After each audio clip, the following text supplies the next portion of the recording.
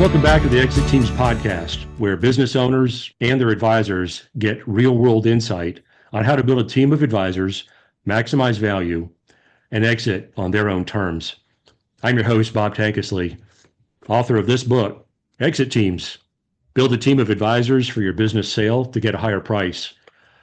You can find that book on Amazon. Just start typing in Exit Teams, and it should be the first hit. Hey, and don't forget to check out our expanding content library at exitteams.com. Whether you're years away from selling or thinking about an exit right now, this episode is packed with must-know tips to help you avoid costly mistakes. So let's dive in. Today, I'm joined by two experts in the world of employee benefits, Jared Bostrom and Monty Joseph. Jared specializes in risk management and employee benefits at Burnette Insurance Agency. He partners with employers in the small and middle market space to address human resources and compliance challenges and to improve their risk profile. He's been a part of the Burnette team for almost 20 years. Jared also serves on the board of directors of the SHRM Foothills of Georgia chapter and also regularly provides accredited seminars and workshops for employers on a variety of HR and employment law topics, all designed to reduce risk in the workplace. Monty Joseph is an employee benefits consultant for Burnette Insurance Agency in Suwanee, where he has worked for 38 years.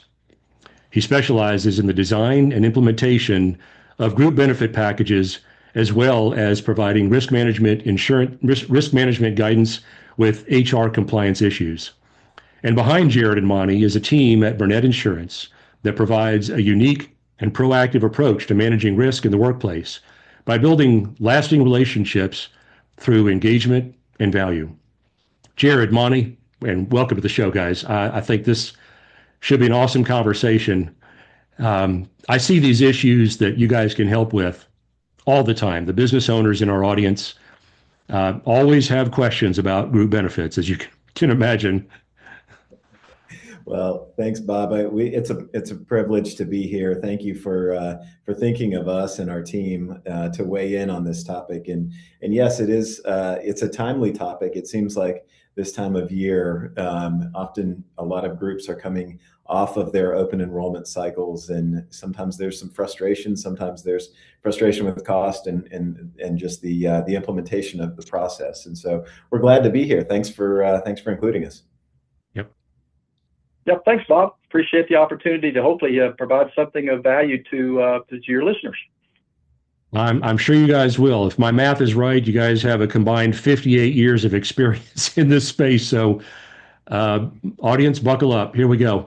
Hey, guys, let's start off with the benefits and the value to business owners themselves. Jared, many owners, and I know this, I've seen this over the years, they think of group benefits as a cost. You can't help it. They cut that check or send that wire or ACH or whatever. But how instead should they be thinking of benefits as a driver of company value and retention?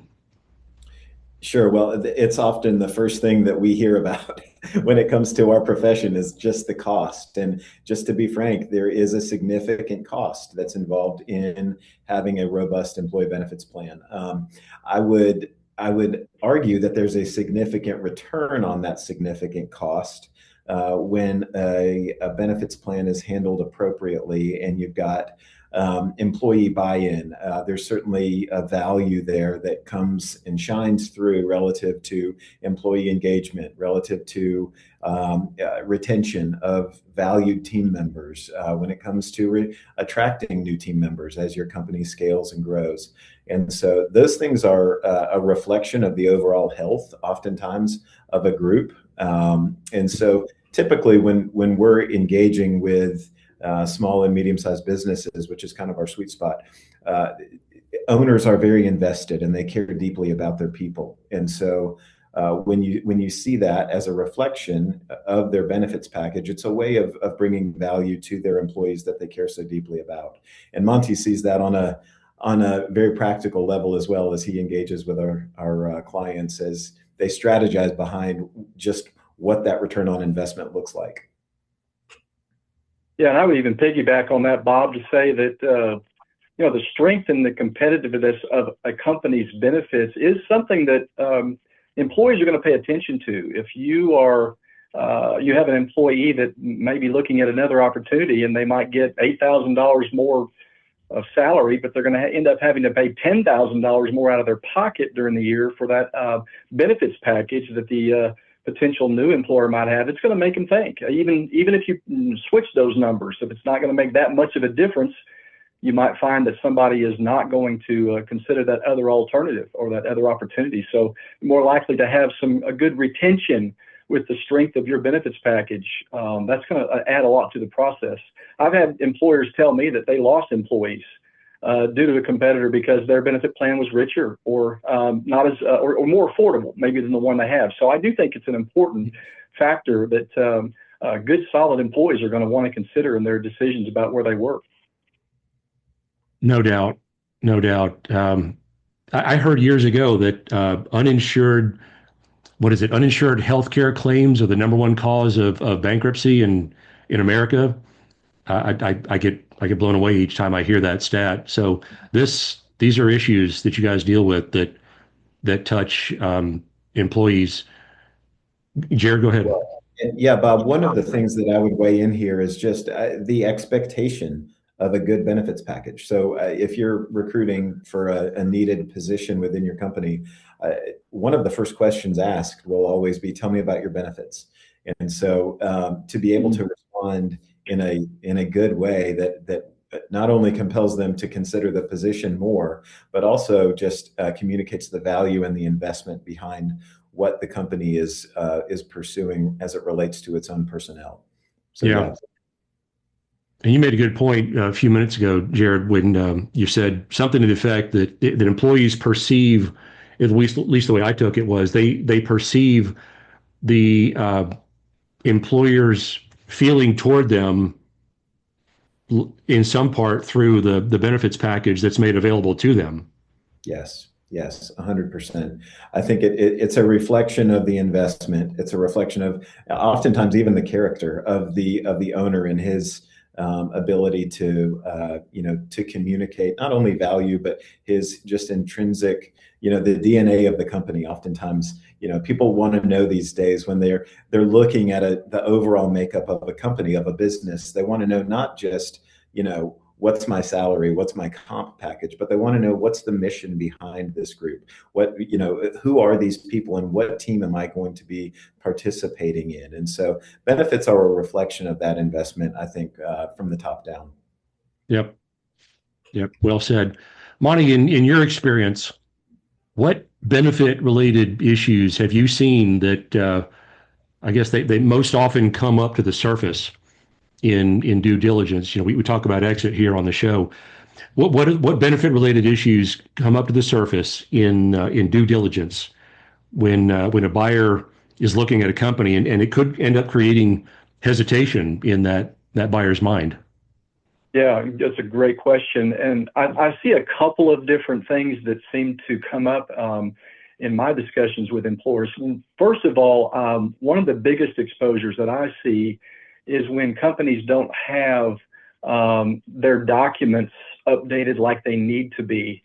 Many employers expect that when they get that certificate of coverage, which outlines the medical plan or plans that they offer, some don't realize that those documents do not include company-specific ERISA language. Some of the carriers do put that in their documents. Most of them don't. Oh, wow. I should say most, maybe half or so don't. So if those don't have the company-specific, that is specific to the employer, they don't constitute what we would call a summary plan description, an SPD. So a lot of employers think that certificate of coverage is the same thing as an SPD, and while it may be in some situations, in many cases it's not.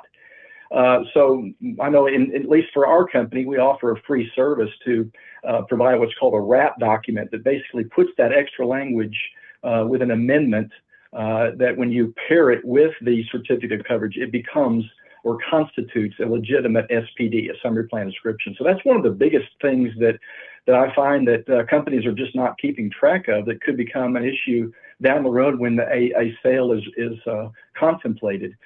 The other thing that I think really comes back to bite companies is if they've not kept up to date on their annual reporting. That might relate to their Section 125 plan, discrimination testing. It might be the Form 5500 filings for those companies that it applies to. It could be the ACA, the Affordable Care Act reporting that they're supposed to be doing every year.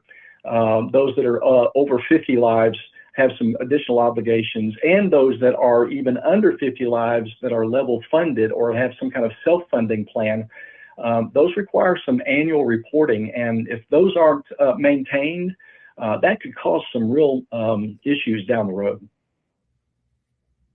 And I've seen over and over buyers, for everything they find that they don't like, think that something that makes them uneasy, something that gives them pause, they're just knocking that price down that they want to pay for this company. And all the areas that of all the areas that could go wrong in a company, the benefit space and, like I said, the documentation thereof, just let's not present a company to a buyer pool where these things we could have fixed years ahead of time are still in place. Absolutely. So, Jared, any thoughts on that?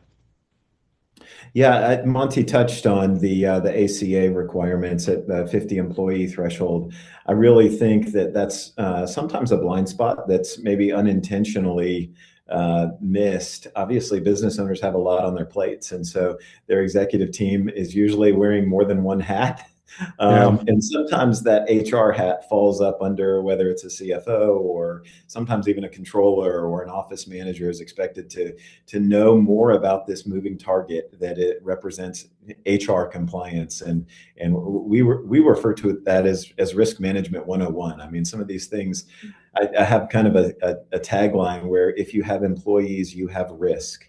And so in our world, if we're working with a small, medium-sized business, there's oftentimes an HR department of one or even department of none, and yet the rules still apply. And so partnering with the appropriate advisors in the life cycle of a small business is absolutely critical to maintaining that healthy approach to whether it's benefits compliance or even just HR in general.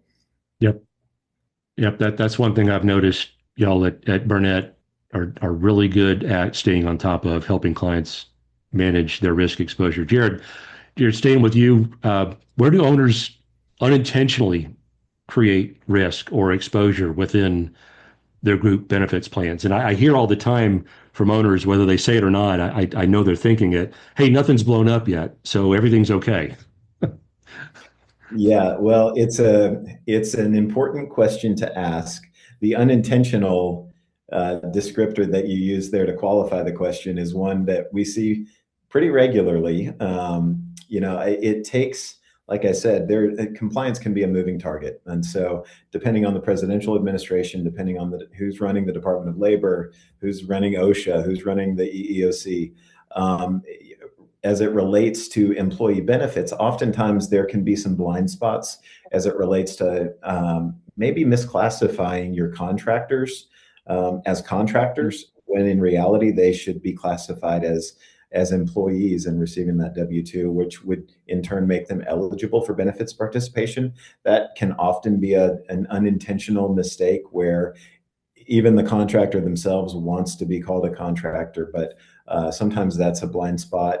Other times, you may have some challenging health conditions within the population of the group. And so there's a law that is enforced by the EEOC, which is referred to as GINA, which stands for the Genetic Information Non-Discrimination Act. And so sometimes an employer may be just getting frustrated with the cost of their benefits, and they may pinpoint it on a particular condition within their population. And so that's strictly against the law. And so when you have a violation of GINA in terms of trying to sort out or weed out some of those conditions that might be in play, that's where some unintentional mistakes can happen. Monty, I'm sure you see this stuff you see a lot of these unintentional errors, unforced errors as well. Is that a baseball analogy? Yeah. Yeah, I was going to say, Bob, we've got this statement about no good deed goes unpunished. We often find this to be the case. I'll give you a couple scenarios, just even with COBRA.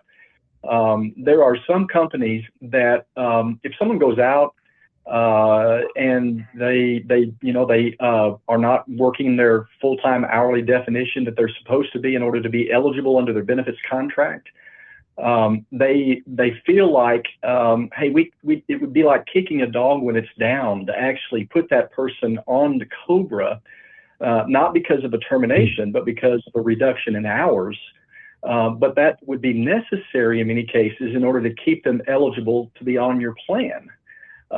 If you are not working, most contracts say you've got to be working 30 hours a week in order to be eligible for coverage. Well, if you're working 10 hours a week or you're not working at all, after using up paid time off and those types of things, that you just couldn't stay on the plan indefinitely without having to have COBRA to come into that scenario so that they can retain that employee's eligibility under the contract. We have other companies that are not subject to COBRA. They don't have 20 or more employees, whether or not they're on the health plan, but maybe they've got 15 and they see someone going out and they basically give them COBRA-like benefits or extension of coverage.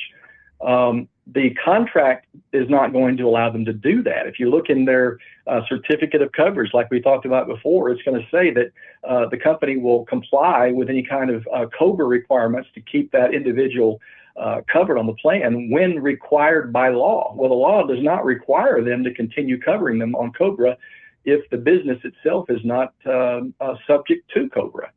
So it's another one of those things that just, a good deed that's going to go unpunished. It's going to go punished because those types of things are typically not allowed by the carrier. Another thing I see is in relationship to the Section 125 plans, again, just the fact that they don't do annual testing. Or maybe you don't know where your document is. If you're ever audited by the IRS, they're going to want to know why you're taking those medical, dental, and vision pre-tax deductions out. They're going to want to know to see your document that lets you do that. So that might be another thing that maybe just not on your radar that would be really important for you to keep track of. Wow. Here's that 58 years of combined experience coming through, guys. This is awesome. Hey, Monty, staying with you, let's talk about attracting and retaining talent, because let's face it, finding good people and keeping them on board has become increasingly difficult. What do you find are some of the biggest mistakes? Everybody, we all like to talk about mistakes sometimes. Don't want to do that. What are the biggest mistakes that companies make with health plans, FSA, HSA plans, or disability plans that impact employee satisfaction and retention? So while I would agree with Jared relative to, putting the best possible benefits package forward that you can in order to, again, attract and retain those high quality employees, relative to satisfaction, one thing I see that a lot of employers are not doing that they might want to consider doing is to adopting maybe a multi-plan approach.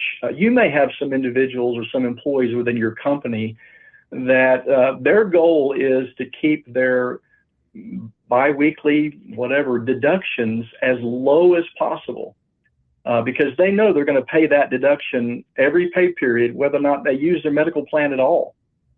You may have some people whose objective is, I want to keep that number low and I can take care of the small things on my own. So offering multiple choices within your plan, maybe having a high plan, for the ones who want that rich coverage, maybe a mid-level plan for maybe some additional exposure, but keeping the numbers a little lower than the richer plan, and maybe even a lean plan like an HSA compatible plan as your low option to help those folks who are trying to keep their deductions as low as possible. A lot of times when I go through employee open enrollment meetings, we talk about those things they most want to know about. What's my deductible? What's my copay? What's my out-of-pocket expense? All of which are very, very viable things for you to consider. But you also need to think about what's coming out of your paycheck. that is an out-of-pocket expense. So I think if employers are open to offering multiple choices, and even down to small companies, many of the carriers now are allowing you to offer multiple choices. I think that's important for a company to consider. I do think relative to employee satisfaction, or maybe an FSA type of approach, would be to consider one of the two ways that the government recently, in the recent past, has now allowed to mitigate that use it or lose it feature. One of those things is you can actually allow an individual who hasn't used up to $660 of their annual election in the year they were supposed to carry that over to the new plan year.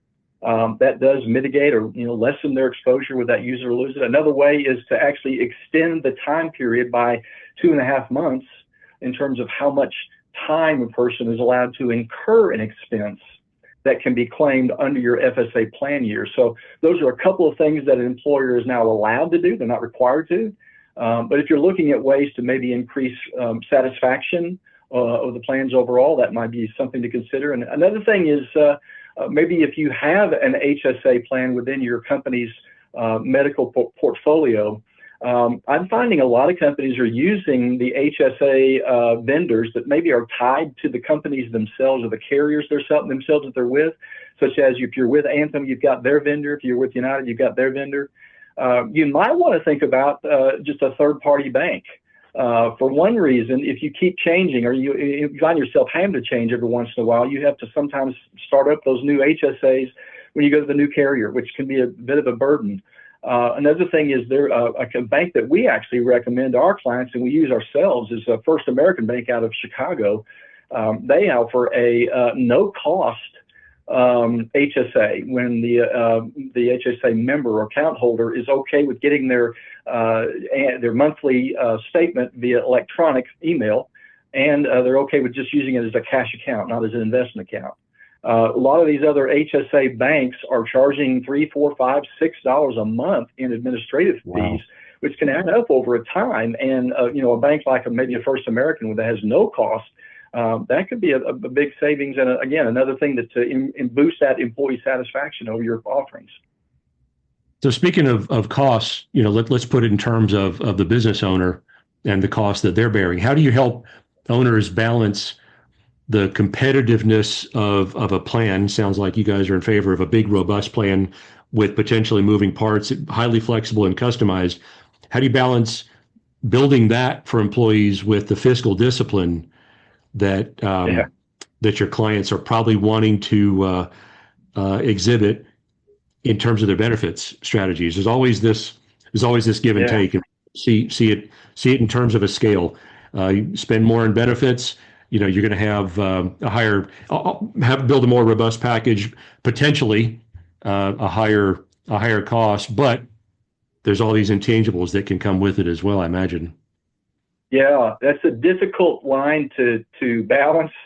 Obviously, you want to get the most competitive package you can on the table, but you also have to be concerned about the bottom line. So I'm finding it helpful to talk to employers about adopting a defined contribution strategy. There used to be a real high popularity for defined benefit 401ks, where you've got your pension plans, and we know that that industry or that product for companies has really evolved to be more defined contribution plans in the past few years to more 401ks.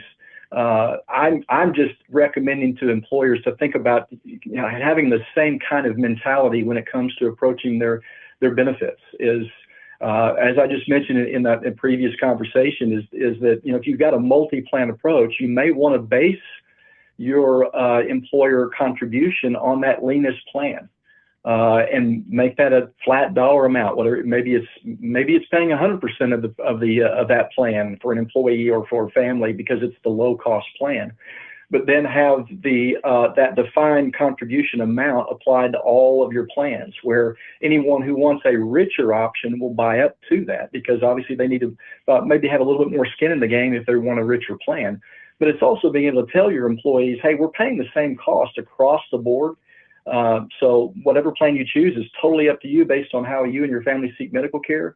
But in order for them to have a budgetable item that they can maintain and control, that defined contribution strategy, I think, is a good way to maintain that balance in the program that you're offering. Very, very innovative thinking. That's a good way to think about it. Jared, did you have any thoughts on that? I would add that the ability for your benefits advisor to educate and equip your client, your employee base is critical. And so Yeah.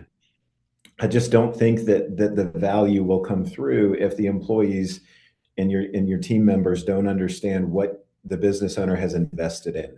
And so in order to effectively communicate, you have to engage with a qualified broker who can kind of pave the way for you to understand how to, at a practical level, utilize an HSA, understand the ins and outs of use it or lose it clauses with the FSAs and all of those things. And that's honestly one of the reasons why I think our team does just such a great job. We've got Monty and we've got Tracy in our office, and we've just got a great team who communicates those things at a very practical level to our clients and their employees. And so I think that that's a critical piece as well. You mean the best benefits broker isn't the one that constantly takes the owner out to a round of golf every year? Is that? I thought that was the threshold for. Well, yeah, that's unfortunately we do run into that stereotype that has been earned over the years. So yeah, we push back on that pretty hard though. Very good. Hey, Jared, under the heading of compliance and risk management, because I've known you for a while, you hammer away at that. Super important to you, super important to Burnette. So you guys emphasize ongoing client support, compliance support. I've noticed that. So what benefit or HR compliance gaps, most often kill deals or slow due diligence? Again, problems that could have been fixed years in advance if they weren't working with you guys. But what are you seeing out there? Well, it's a multi-layered question with a number of different answers. Those are the kinds of questions I like to ask. They're the questions that you should be asking. Unfortunately, I think, as you mentioned before with the golf analogy, I think a lot of insurance professionals understand that relationships matter in the context of, what brings value to the actual client broker relationship. And so oftentimes those are predictable things that we see, the golf course visits, the lunches, the tickets to ball games, some of those things that are fun, that build relationships in a certain capacity. We enjoy some of those things as well. But when you step back and you look at what insurance in and of itself is, it's risk management. And so business owners, business executives have a lot of risk when they have employees. And so we've touched on some of this before, but things like DOL compliance, what is FMLA? How does it apply to my company? Do we have 50 employees? How are we administering that? Wage and hour compliance. How do we classify our employees? Are they exempt? Are they non-exempt? Are we confident in those classifications? OSHA, safety in the workplace, reporting, issues like ADA, Pregnant Workers Fairness Act. All of those things are oftentimes, from the perspective of a business, they can be reactive when it comes to, I just got a letter from the EEOC. I just got a phone call from an attorney. And so you're in this reaction mode where our approach, if we're doing it well, is, hey, we want to proactively equip our clients to understand, here's the law, here's our company, and here's how the law impacts our company. So from a proactive standpoint, those things that business owners can get out in front of are things like auditing and reviewing your employee handbook, making sure you're up to date relative to state and federal compliance. And a lot of employers are operating in multi-states now, and that's, again, a moving target relative to not only state, but municipality-specific expectations and laws. And so things like job descriptions, that's another foundational element of how do you grade your employee performance? Is it based on, do they play well in the sandbox? Do they show up on time? Or are you actually, judging their performance on the job description itself? Why were they hired? And that matters because in an age where anybody can sue anyone at any time for anything, it feels like if you can point your performance in the workplace back to you, if you can really hone in on your employment-based decisions that reflect the job of the employee and their essential functions. Why does this job exist? That is the safest place to operate. And so we try to equip our clients in that regard. It's something that we take very seriously, and it brings true value in building that relationship, not just a round of golf every once in a while. Mm-hmm. Yep. That's a long-winded answer, but this could be an hour-long podcast in and of itself. For sure. I've noticed the size companies that I and they're the folks that I work with take to market tend to be bought by private equity and strategics and family offices. So pretty sizable lower middle market companies. And their questions, when they're into due diligence, their questions are getting more granular in the HR and benefit space for sure. And I don't know that, buttoned up HR compliance and having things run well from a human capital standpoint necessarily add to value, but I know for a fact it can reduce buyer apprehension and more than likely, be something that contributes toward getting a deal closed, getting a business to be bought by a sophisticated buyer. Yeah, I'll add one thing here, Bob, that oftentimes, staying in compliance is just such a multifaceted word, but compliance, oftentimes we think of, crossing our T's, dotting our I's, jumping through the hoops that are required of businesses, again, at both a state and a federal level. Those things, in and of themselves, those exercises are important. But what happens when you, as a business owner, as an executive, contribute to that process of staying compliant, you're also helping build your culture, because the fruit of those exercises can often lead to healthier employees, employees that feel like they're actually valued. And, when it comes to FMLA, for example, I mean, this is a Family Medical Leave Act. Employees need to feel like they're able to come communicate these needs, whether it's having a baby, whether it's caring for a parent who's sick. And so if an employer isn't aware of their obligations in these government mandated areas, they create all kinds of risk, sure, but it's a reflection of a healthy culture when they understand that it's not just dotting the I's and crossing the T's, it's actually pouring into and investing in our people at a practical level. I love it. I love it. Monty, I'm going to throw some acronyms at you. All right. ACA, ERISA, COBRA.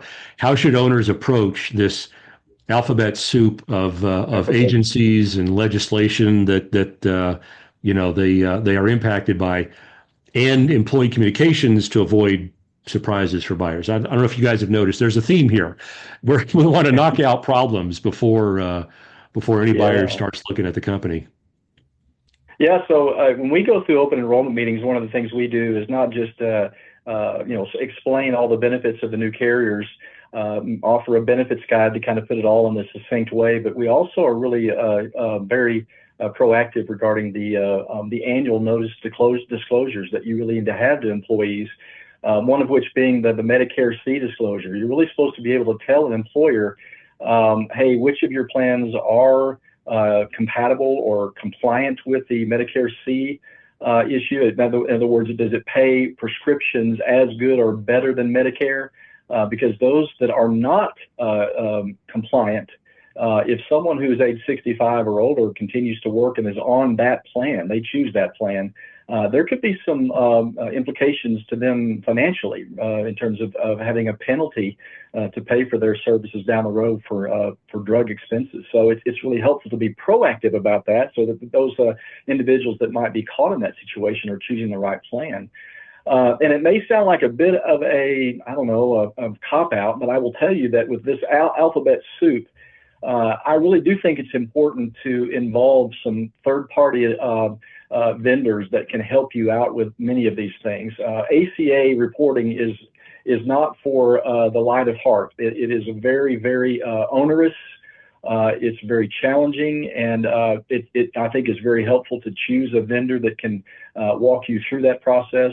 You may even be getting some of that assistance from a payroll vendor, which they're capturing the same kind of information, so that's great. But it's going to be helpful for you to get some assistance with that, as well as COBRA. COBRA is a very onerous law, making sure you keep track of all the times you're supposed to be communicating to employees about their initial election, about their general election, the time frames of getting their money in. These SPDs, again, the 5,500 filings, all these things are so important to get filed because you're talking about some very significant fines. I know with the Affordable Care Act. I was just going to ask. Yep, I was just going to ask about a range of dollar value impact if things aren't done well. It can be substantial. If you are a company that is what we call an applicable large employer, and we mentioned the 50 threshold, that is the case for Georgia and many states, but some states it may be 100. But if you are falling into that applicable large employer category, then if you don't offer a plan, then you're going to be basically fined $3,340 per full-time employee, minus the first 30. They give you a little bit of a break there, but otherwise, if you're not offering a plan at all, then you're paying that. Now, I would argue that you could put something on the table that's at least worth that, where you're not deriving no benefit from that amount you're having to pay. Why not at least buy some kind of maybe a mini plan or some kind of really stripped down plan where you're actually giving them coverage rather than paying a fine for no reason. The ones who are offering coverage but not offering it on an affordable basis, for every individual who elects or does not take your plan because it is not affordable, and they go out and buy coverage on the marketplace, and they get a subsidy for doing so, the company is fined $5,010 per employee where that happens. So, I mean, these are significant fines. When you don't do your filing reports, that could be $340 fine per return that you're not filing. COBRA fines can go from $100 to $200 a day for failing to provide COBRA notifications. Department of Labor is going to fine another $110 when per day when you don't file or provide those COBRA notices. 5,500 filings, $2,739 a day. I mean, we're really talking about some pretty significant exposures to the company when you don't follow those procedures. So I do recommend some help from third-party vendors when you can on some of those more onerous requirements. So I have a question to follow up on that, just so we dispel any myths that our business owners listening might be relying on or thinking about. Are those fines, penalties, fees, or is any of that ever, I don't know, waivable? Can it be reduced, or are these agencies just coming in saying, this is what we found, this is what it costs, and pay it, and there's no wiggle room? I wouldn't say that if you get a bill from the IRS that's what you have to pay. I've gotten involved with one client I know in my past where we were able to show them the kind of documentation they needed where it ended up getting that fine waived. So there may be situations where information can be provided that will either reduce that amount or maybe even take care of it altogether if just the documentation is provided. It has to be documented. It has to be legitimate. That's a good point. That's all well said. Jared, so what role does, again, back to compliance and training tools, I know you guys use a tool called Mineral, and I think you said Think HR. What role do those trainings and tools play in protecting value? Because I got to imagine when we go take a company to market, more documentation, more systems in place is better than nothing. More of what the buyer doesn't have to do is better than nothing. Sure. Well, I think I would also add, just real quick, even if they're going to change to whatever benefits package or system of benefits and providers that they have, that they've dealt with over the years, just to see that something is in place, liability is reduced, compliance is handled, appreciation for this package of benefits is appreciated by the employees. So Yeah, sorry to Yeah, interrupt. well, it's a great question, and it's one that's again very important to consider. I would argue that it means everything. Being able to again point back to the value and the relationship of your benefits advisor is critical. I've seen this for many years now, where the threshold, I think, for what a broker's engagement is tends to be pretty low. I mean, it's insurance in and of itself. Again, it's transactional. The heavy lifting happens during what a lot of what we've been talking about on the show today is, open enrollment issues, benefit specific issues. But that kind of happens in a vacuum, in the month or two around that renewal period. And yet, if you're a business owner, you've got risk spread out throughout the rest of the year.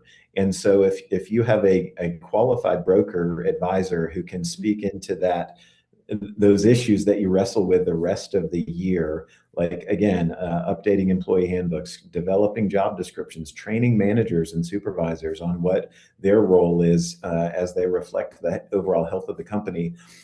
As a business positions itself to sell, they're going to not only reflect a little bit more general health, but also actually be healthier.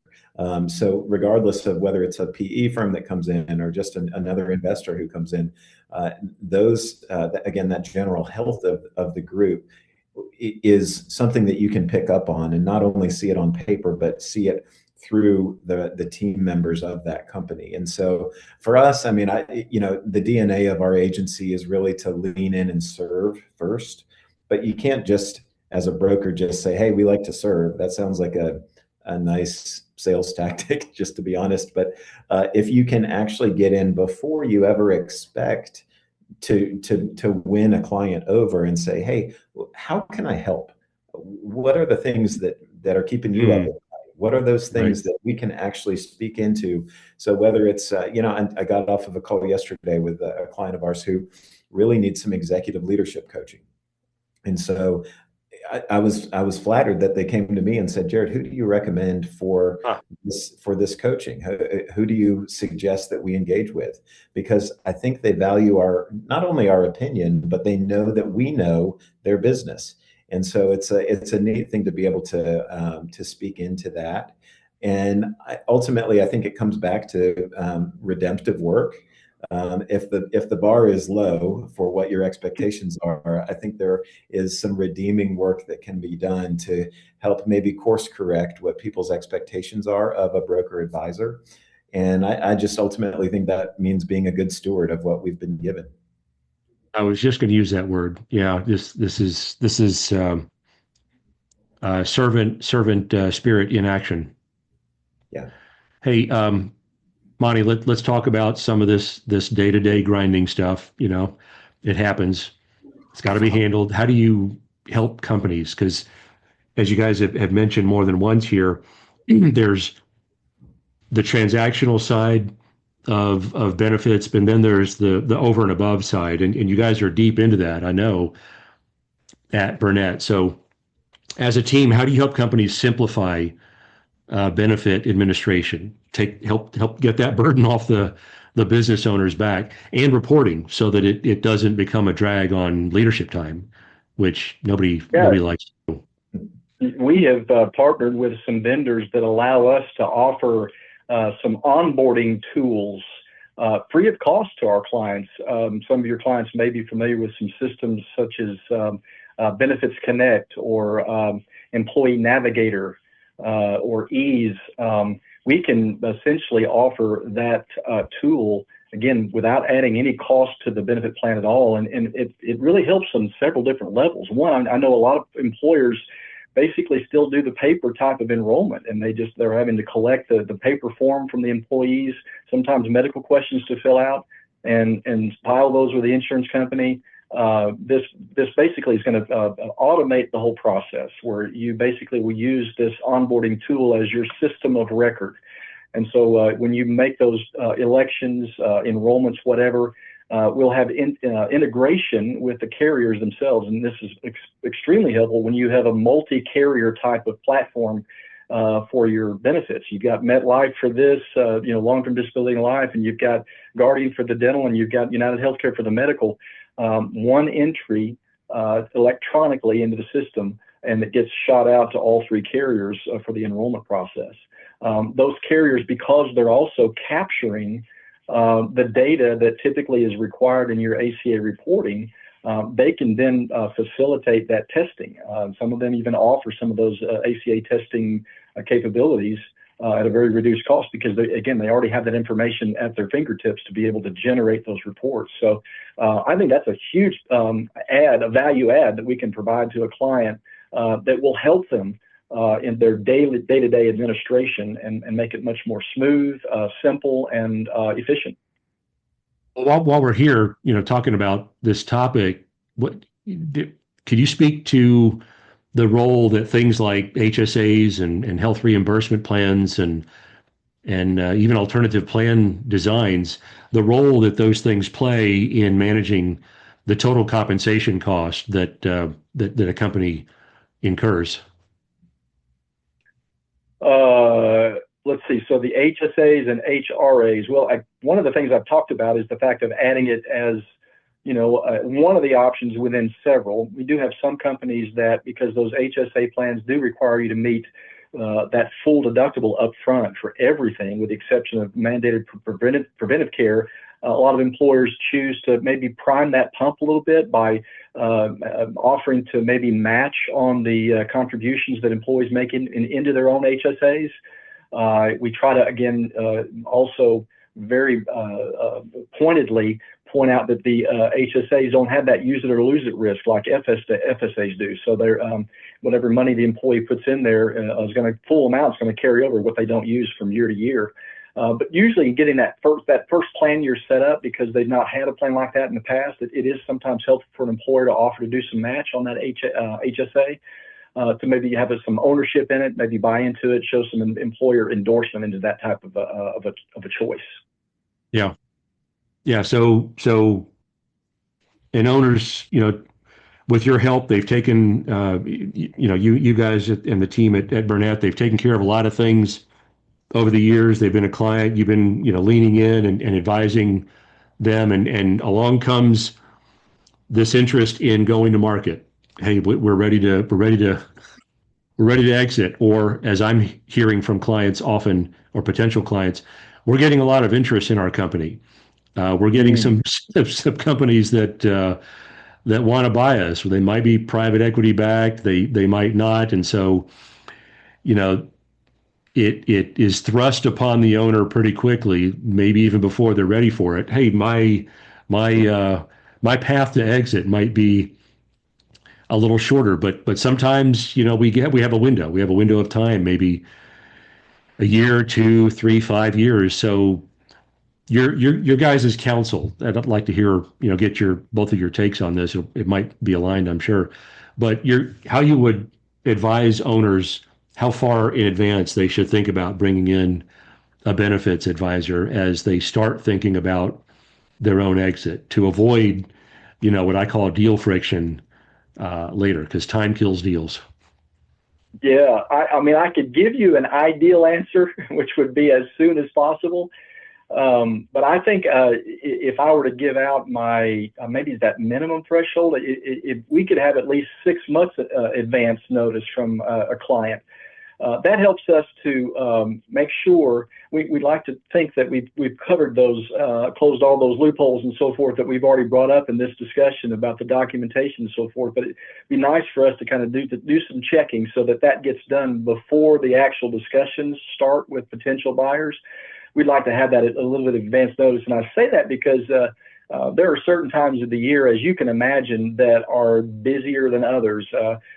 All companies like to try to renew their plans on a calendar year cycle, so there's not that confusing part of having to know what your plan year is versus your calendar year deductible and out-of-pocket accumulation. So most employers try to renew on 1/1, and that makes that time before 1/1 up to the beginning of the year to be just a really hairy time for companies, not just the agents ourselves, but also the carriers, because it's just such a busy time. So if you bring your agent in during that time of period, you may not have as quick a turnaround. So having a 6-month window is preferable, but as soon as possible is I guess the answer that I would give if it were an ideal one.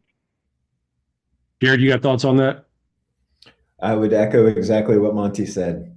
Absolutely. The sooner the better. The title of your book here, Appreciate Team, that. is which is I fully endorse this, by the way. I'm about halfway through right now. But obviously the concept of having a team to speak into your business. If you're a business owner, you can't be good at everything. You just can't be. And so leaning on those folks who you trust, who you've built a relationship with, to help the life cycle of your business is critical. So the sooner the better. Yeah, and I guess we could all, go to our business owner clients and say, when would you like an optimized company? When would you like a world-class company? And in your space, the benefits. I mean, these employers are literally potentially competing against world-class companies that are spending an enormous amount of time and effort and money making sure their employees are happy, well cared for, and yeah, it creates competition in the labor pool, like you both said at the outset. Hey, one of this as we round out third and start heading toward home here, one of the things our audience has really come to like is what I call the rapid fire takeaways. So, guys, here we go. The biggest benefit risk most owners underestimate. Who wants to go? I think I would say maybe to reiterate my point about taking that documentation seriously relative to summary plan descriptions, Section 125s, and the Affordable Care Act requirements. Those are really serious, so I would put those at the top of your list. Jared? Yeah, I would agree with Monty and just jump on board back with what I had initially suggested about maybe an unrecognized mistake about employee classifications and who is participating in your plan. That's usually a significant red flag from a compliance standpoint. Well stated, guys. All right, next one. One benefit plan change that owners can consistently wait too long to make. I think adding that low cost option as something for the employees who are trying to keep their costs down. I think that's an important thing to do. It shows that you're trying to meet everyone's needs as much as possible. So I would seriously consider that. Okay. Jared, your thoughts? Yeah, so I'm going to reframe the question a little bit, if it's okay. Sure. One benefit change that owners consistently wait too long to make.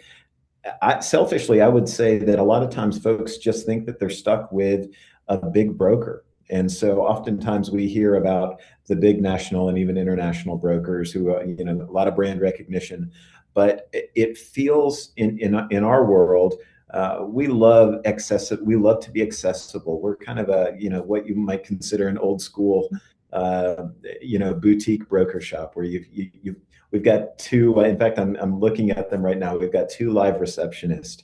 We answer the phone. You talk to the folks on our team who you get to know, and so in that space, making a broker change is very easy. We work with all the same companies. We've talked about United Healthcare. We've talked about Cigna, Aetna, and the Blue Cross Blue Shields of the world. We're appointed with these groups, and yet we have this accessibility and this investment in our clients that I think is unfortunately is relatively rare these days. And so stands out. Into that. Yeah. So. All right, guys, a metric that every owner should track related to benefits. I think it would be important to track the benefits cost per employee. That's something you'll want to do so you can demonstrate how you've been able to control cost, but also without compromising employee morale. So it's going to help to show how you've been able as your business owner to keep your operations efficient. Jared, you have thoughts on that one?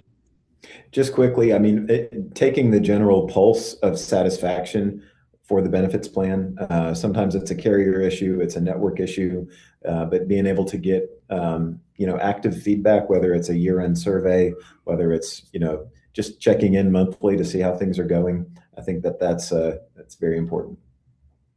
All right, Jared, your turn. What one action, what last rapid fire takeaway, one action owners should take this quarter to strengthen talent and reduce risk?